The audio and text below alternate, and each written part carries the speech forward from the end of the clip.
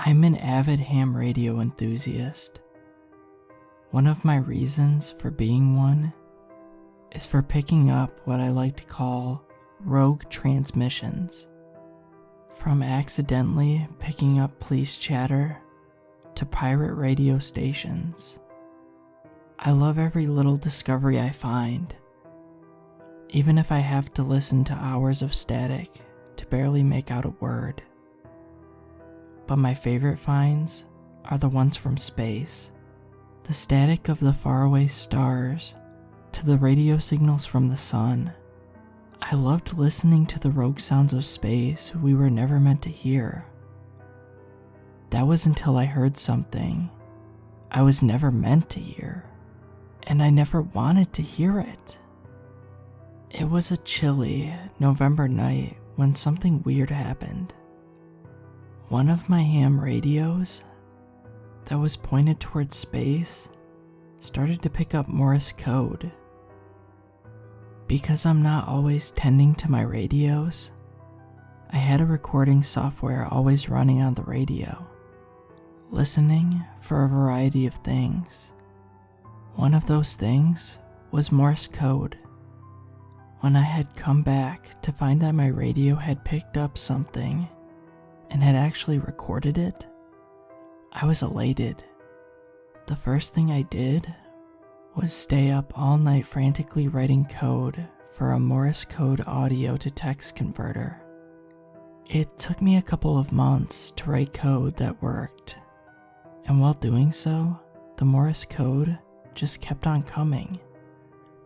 I just finished it in late January and started converting the Morse code to text. I was astonished to find that it was translated into readable English. A little part in the back of my head had told me that maybe it was just a coincidence, and that it would amount to nothing more than a gargled mess. Unfortunately, my excitement was misplaced. I almost decided not to share this all with you, but I need to find out where this came from and who it was from. I hope you can stomach it better than I could. The transmission. Day 1 of lucidity. I don't know how I got here, or who I am. All I know is that I am here. Here in this tiny capsule floating through the void. All that I want to do, or know to do, is to cover up the windows and not look outside. The outside is the enemy, a parasite that wants to infect my mind, and I cannot let it win. This is the only thing I remember. For now, all I can do is type on this computer and hope someone receives this. Besides this computing device, there seems to be nothing else on here except for a small unhatched colony of tiny creatures in a terrarium. A child in one of the tubes, and some scarce rations. Oh yeah, I might as well write down what the tubes are. They are what I woke up in, and presume what I sleep in. I know I don't sleep for as long as I did in the tubes, however long that may have been. And I know the child will wake up soon. I don't know why I know these things. Maybe I had built this capsule. Perhaps I had read the instruction manual. Or maybe I had convinced myself that I know these things. I don't know that I hadn't convinced myself that I knew how the unmatched creature had worked. Why? Because they hatched and are mingling amongst themselves. I did what felt right, and it just worked. Maybe I know more than I had thought. I like listening to them, and it sounds like they have a language. Albeit much simpler and less complex than my own. What they talk about is limited in scope. Mostly essential communication and the occasional story but listening to their chatter is better than nothing. Well, it seems that I must sleep, but I refuse to go back into the tube unless absolutely necessary. The cold metal floor of the capsule seems less preferable to the tube, which at least had padding, but I would prefer keeping my head sorted. Day 2 of lucidity. The child woke up halfway into my day, which was just listening to the chatter. The tiny creatures had a particularly nasty argument over food when I heard him pipe up and say, "They look kinda mean. Why don't they be nice to each other?" I was stunned because I was desperately bored and wanted something to do. Teaching these creatures how to be civilized would be something to do. Almost immediately we began to talk about rules to give the creatures and why they should follow them. We talked until the day was almost over and we were done with our first draft of the rules for the tiny creatures. When we were done and I suggested that we sleep, the child pointed to the covered up window and asked what it was.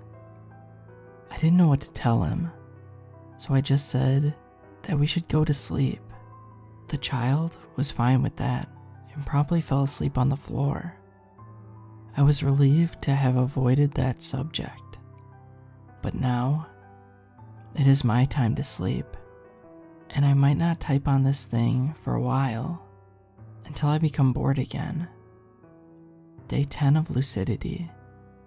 We've tried and failed to make the tiny creatures good. They ended up in a cycle of forgiveness, complacency, and evil. The child and I tried everything to stop them from falling into this cycle.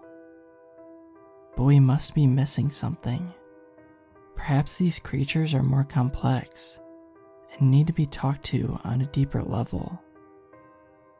But we must return to the tubes, as rations are running extremely low, and we need to think of something else to make the creatures good. Maybe a long slumber will help. 11th period of lucidity. I cannot get it out of my mind. The fact I call them days is a useless mechanism that only prolongs the inevitable. All I can do is write to keep it out of my mind, even if it's about it. Since I need to keep it out of my mind, I guess I should talk about the colony. It's worse off than when we had left it, with a complex bouquet of problems relating to how they organized. And now, they are hurting each other even more than before. But the child had a striking idea. He figured out a way to appeal to them in a deeper way that will help the creatures become good. I am glad he doesn't need to think about it, that he doesn't have to invade his mind every single moment of lucidity that he has. But I caught him looking at the covered up window. I cannot allow him to look at it and have it take over his mind too. 15th period of lucidity. The child had successfully appealed to the creatures and had successfully sparked hope amongst them that they could be good and live happy lives. They are doing good, and I hope to see them improve, yet I barely see them anymore. I just keep on reading what I wrote before, and occasionally write more when the child tells me how the colony is doing. The rations are extremely low, so we will have to go back into those damn tubes. But hopefully, when we come back out, the creatures will be better. 16th period of lucidity. It has become so loud I can barely think of anything besides, I don't want to say it. If I say it, it will worm deeper into my mind, just like when I said it before. But I needed to say it. I need to express what is happening in my fragile and feeble mind But if I do, it will spread. It will consume others, as it has consumed me. How can I live with myself if I do that? How do I already live with myself? 17th period of lucidity. I need a distraction, something to distract me. Yes, the colony. I need to write about what happened to the colony. It burned and was destroyed. We didn't even have the fun of doing it. They did it to themselves, and we couldn't do a thing. Those who listened to our previous message, and those who didn't reject us. Everything we do is futile, and we cannot change a thing that is destined to happen. I can't delete it. Why can't I delete the bad thoughts? I need to delete the bad thoughts, or else they will consume me. I cannot allow them to consume me. Damn, the kid, he looked. He saw what I saw lifetimes ago, and still haunts me. He saw No, I cannot say it, as I did the first time. But he did see it. I pried him off the glass and hugged him, trying to distract him. The child didn't respond with anything but tears. 18th period of lucidity. I can't do anything. I can't feed myself or the child. I can't choose where in the void we move. I have no say in what measly creatures that worship me do. 20th period of lucidity. I have been consumed by the void. I can do no more than to welcome it. End of transmission. I hope we can find whoever sent this, or where it came from, because as far as I know, there should be no capsules floating out there.